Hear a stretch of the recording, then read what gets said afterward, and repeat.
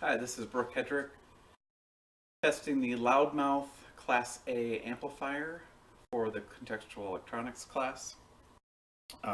In a previous video I tested just using a function generator.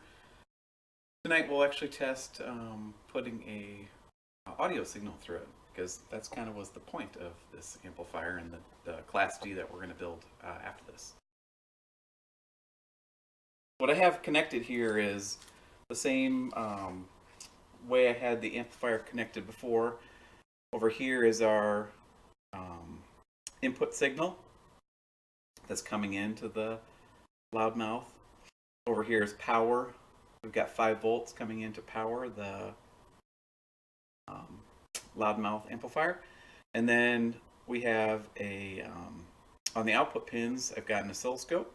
And then there's actually also an oscilloscope looking at the input pins. And on the screen, in the upper left-hand corner, the scope, the yellow line is our input signal, and the blue line is our output signal.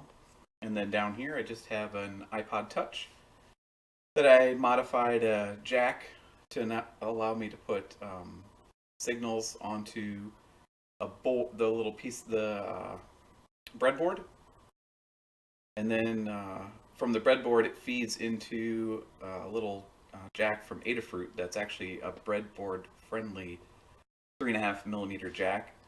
And then that connects to a speaker. So that way we can actually hear as it's going through the amplifier. Now, the speaker is not itself receiving any of the amplification.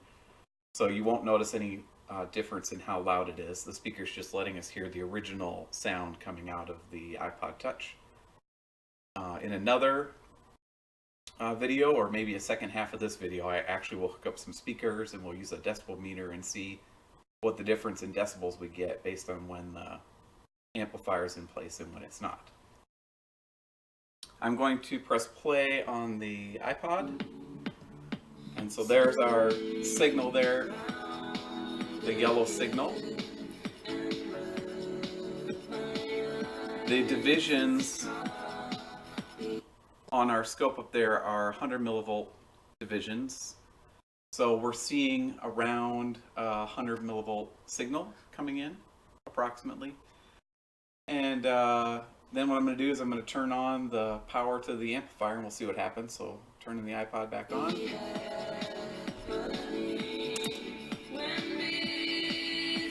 Alright, so now we're seeing our blue signal is quite a bit amplified. We're expecting about a 3 times. So what I'm going to do is I'm going to try capturing and see if we can see that 3 times.